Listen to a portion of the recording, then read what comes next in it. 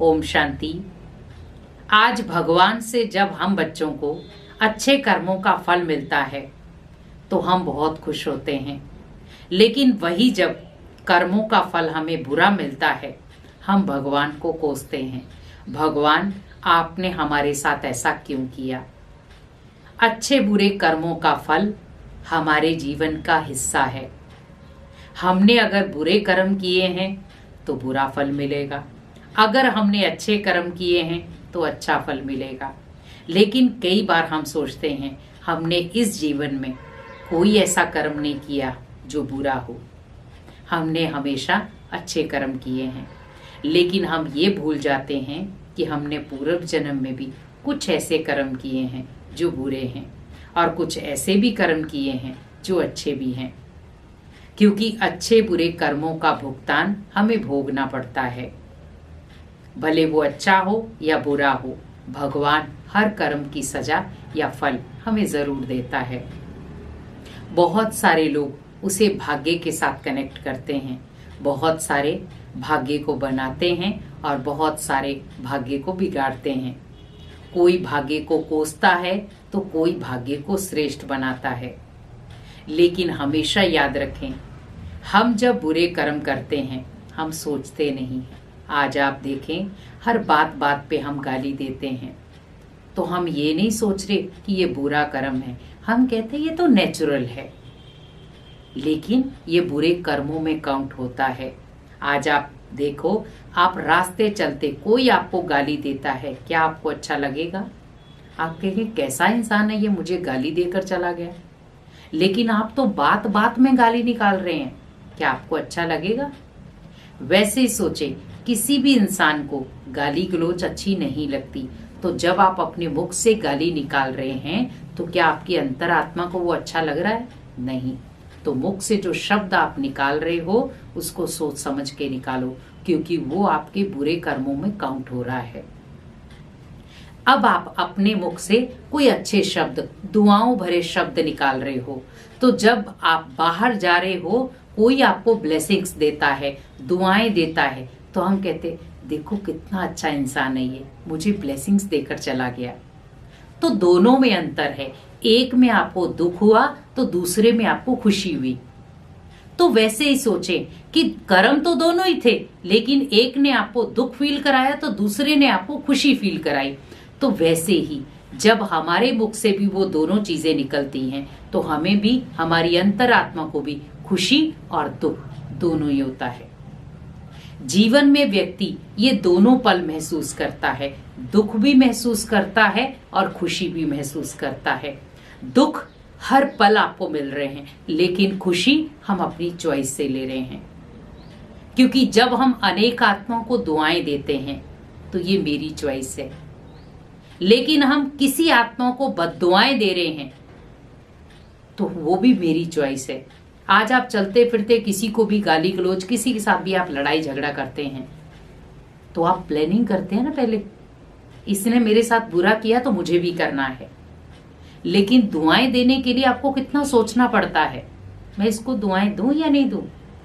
तो मीन्स इंसान को सोचना पड़ रहा है अच्छे कर्मों के लिए। लेकिन जीवन में हमेशा याद रखें कि हम जो पूर्व जन्मों में करके आए हैं वो मुझे इस जन्म में भोगना पड़ेगा, और इस जन्म में जो मैं कर रहा हूं वो मुझे अगले जन्म में लेना पड़ेगा। कुछ मुझे इस जन्म में मिल जाएगा, कुछ मुझे अगले जन्म में मिलेगा। अब आप कई बार सोचते हैं कि मुझे इस जन्म में जो मिल रहा है वो किस जन्म का है, इस जन्म का है या पूर्व जन्म का है। तो हमें कैसे देखना है, जो हमें अचानक मिल रहा है वो है पूर्व जन्म का, और जो हमें इजीली अभी मिल रहा है वो इसी जन्म का है। कई बार क्या होता है, हम बहुत खुश होते हैं और अचानक हमारे जीवन में ट्रेजेडी घट जाती है। हम कहते ये तो मैंने सोचा भी नहीं था कि मेरी लाइफ में ऐसा भी कुछ होगा। तो मीन्स ये पूर्व जन्म का हिसाब किताब आया है, क्योंकि आपकी प्लानिंग में नहीं था।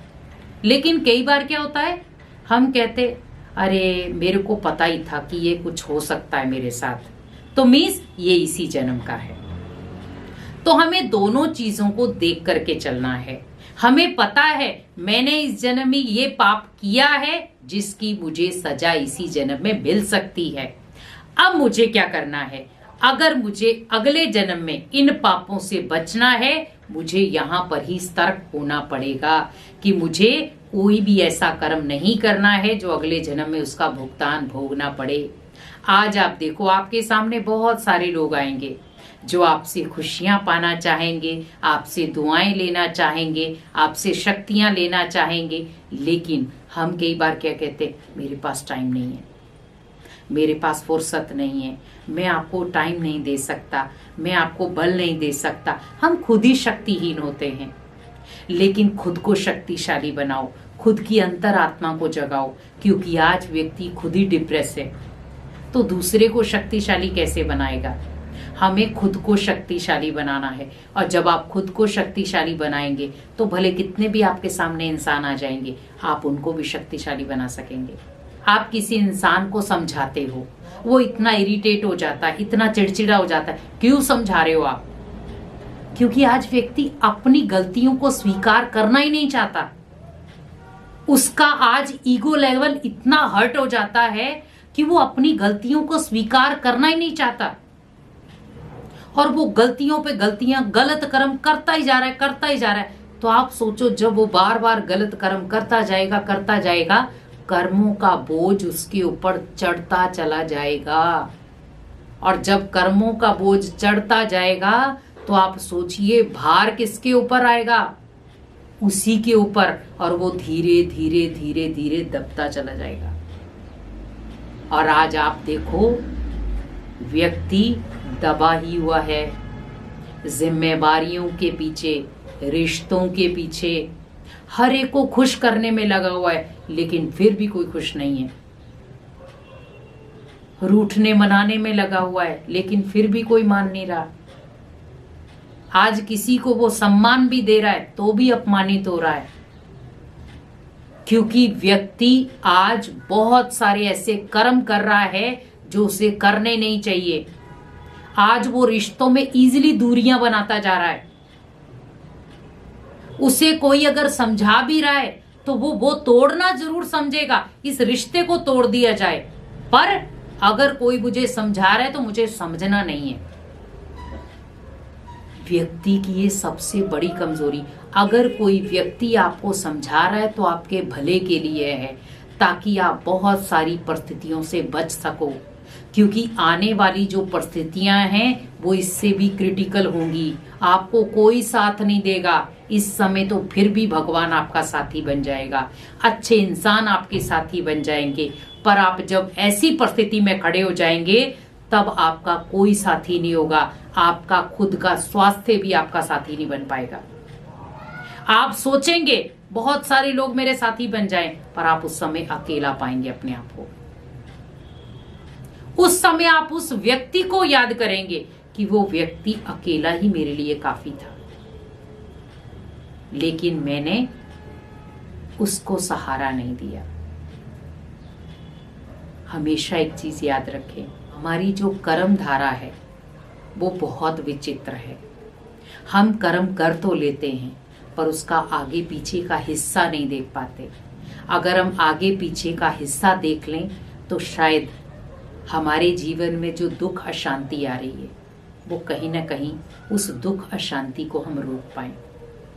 तो जीवन में अगर आप भी चाहते हैं कि हम अच्छे बुरे कर्म जो कर रहे हैं, हम अच्छे कर्मों का फल भगवान से ले सकें, तो भगवान को राजी करें, भगवान के कहे अनुसार चलें, भगवान जो ज्ञान सुना रहा है उसके लिए समय निकालें और हमेशा भगवान को याद करें।